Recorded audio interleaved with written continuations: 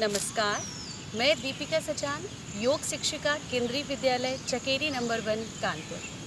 जैसा कि हम जानते हैं, हमारा विद्यालय 7वां अंतर्राष्ट्रीय योग दिवस मना रहा है और इस उपलक्ष्य में आज हम आपको बताएंगे प्राणायाम।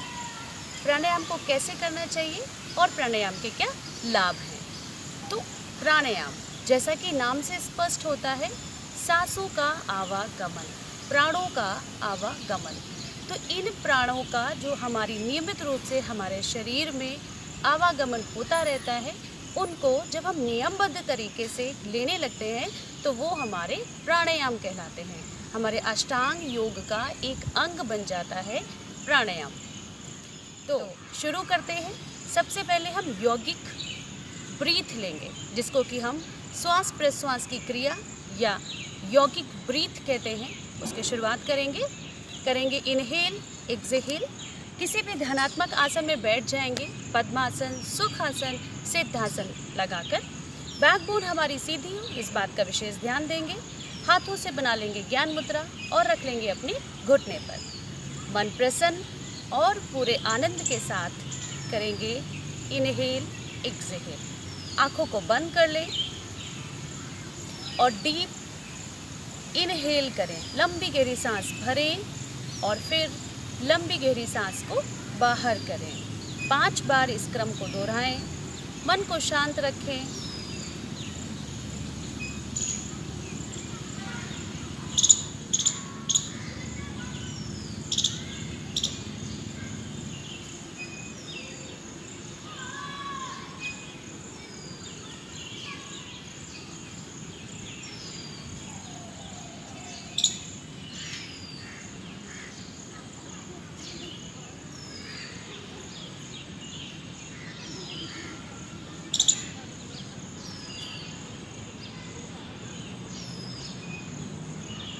और 5 क्रम पूरे हो जाने के बाद अब हम करेंगे अनुलोम विलोम प्राणायाम। जैसा कि नाम से विदित है, अनुलोम विलोम, सांसों का सीधा और उल्टा आवागमन। तो इसके लिए हम लेफ्ट हैंड से ज्ञान मुद्रा और राइट हैंड से प्रणव मुद्रा बनाएंगे और अपने राइट नॉस्ट्रिल को लॉक करेंगे। लेफ्ट नॉस्ट्रिल से सांस को भरेंगे और फिर लेफ्ट को भी लॉक कर देंगे और राइट नॉस्ट्रिल से सांस को बाहर करेंगे। जिस नॉस्ट्रिल से सांस को बाहर किया है, इसी से वापस सांस को भरेंगे और लेफ्ट साइड से बाहर करेंगे। ये हमारा एक चक्र पूरा होता है और इसी तरीके से हमें 3 चक्र पूरे करने हैं। तो शुरू करते हैं। लेफ्ट साइड से सांस को भरेंगे, आंखें बंद। ध्यान आपका आपकी नोज टिप पर, कितनी लंबी गहरी सांस आप ले रहे हैं और छोड़ रहे हैं।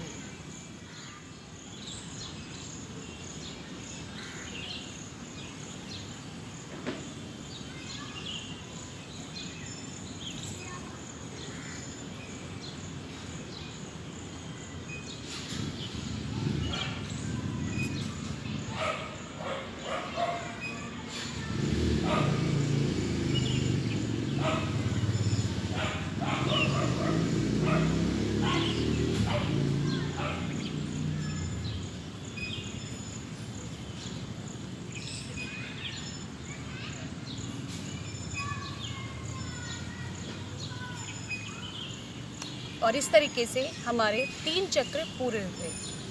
इसी अनुलोम विलोम का एक और वेरिएशन है, एक और अंग है, एक और भाग है, जिसे कुछ लोग नाड़ी शोधन के नाम से भी जानते हैं। उसको भी कर लेंगे। अब की बार हमें क्या ध्यान देना है, हमने पहले सांस ली थी और छोड़ी थी। इस बार में हमें सांस लेना है, रोकना है, फिर छोड़ना है।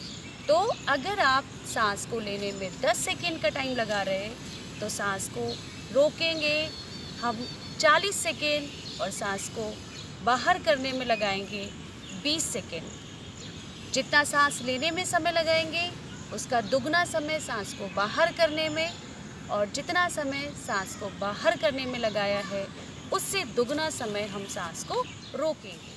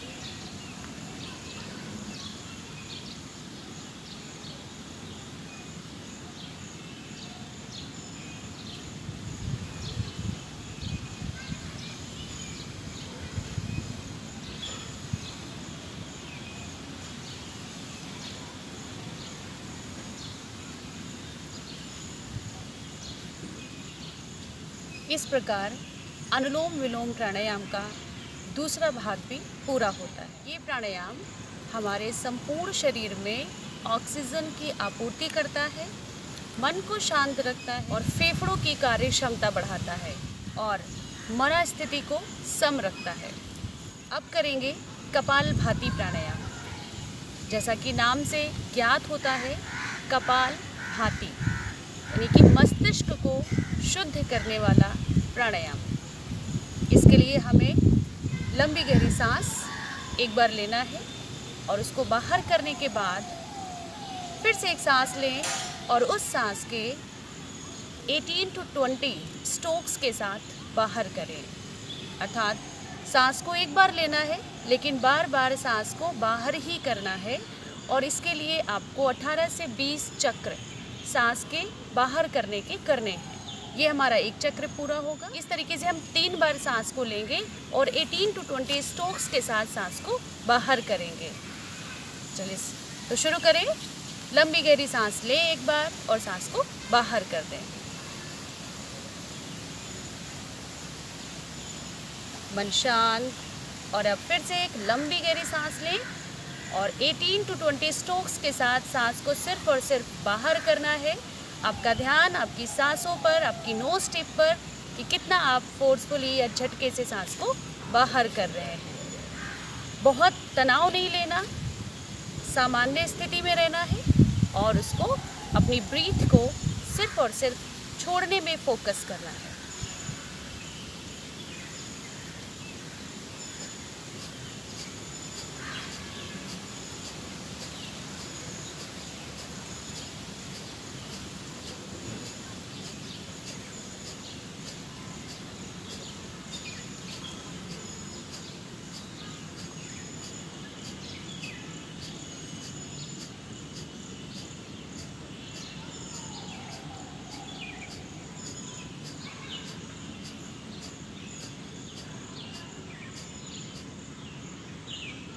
एक चक्र पूरा हुआ। एक बार फिर से सांस लें और फिर से सांस को बाहर करना है।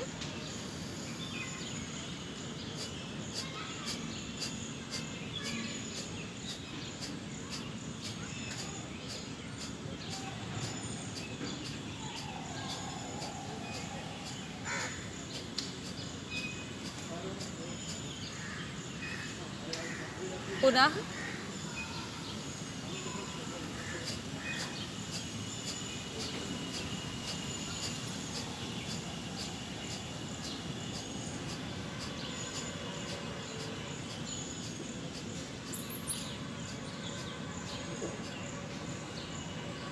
और सहजता से आंखें खोलें, मन शांत।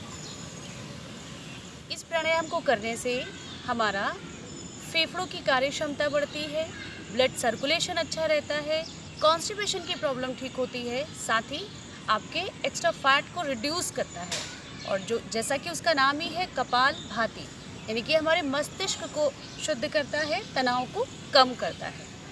और अब यहीं से करेंगे भ्रामरी प्राणायाम।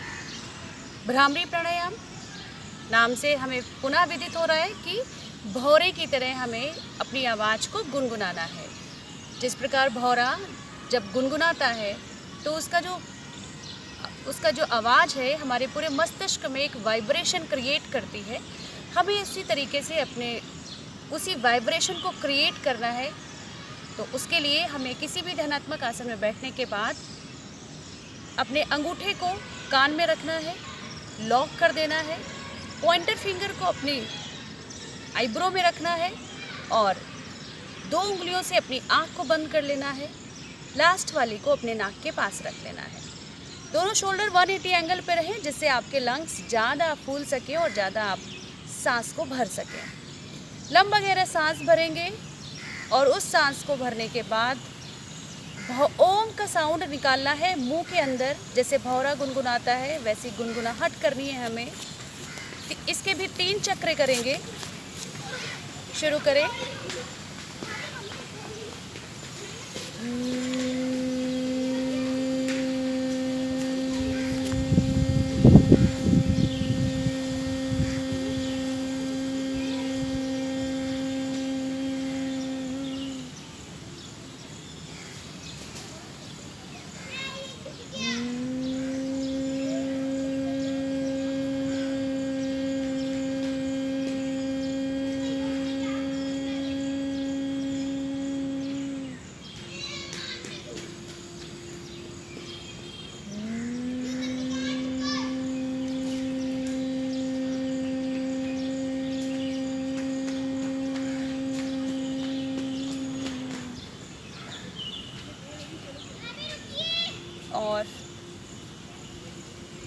सहजता से हाथ नीचे। भ्रामरी प्राणायाम आपको चिंता मुक्त, क्रोध मुक्त और तनाव मुक्त करता है।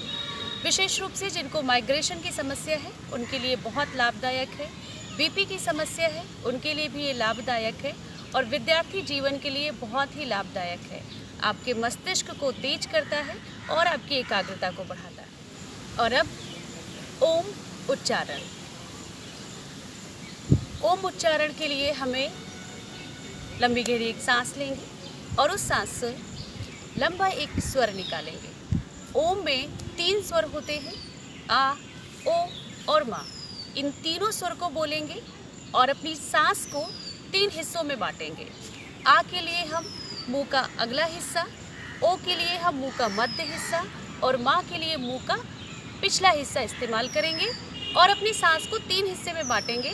25% अपनी ब्रीथ को देना है हमें आ साउंड के लिए, 50% ओ साउंड के लिए और 25% वापस मा साउंड के लिए। तीनों ही स्वर एक साथ बोलेंगे और उनको महसूस करेंगे। 3 बार इसका भी उच्चारण करना है। आंखें बंद, मन शांत और सहजता से लंबे स्वर के साथ ओम उच्चारण।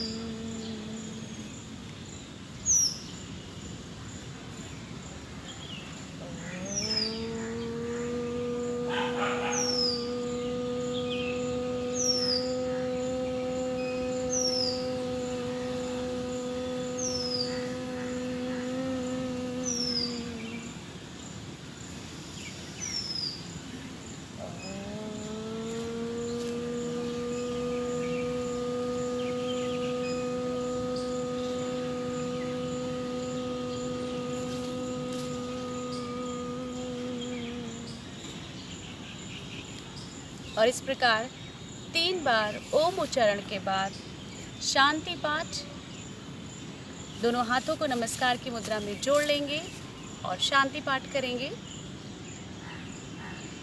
सर्वे भवन्तु सुखिनः, सर्वे सन्तु निरामयाः, सर्वे भद्राणि पश्यन्तु, मा कश्चित् दुःखभाग् भवेत्। ओम शांति शांति शांति।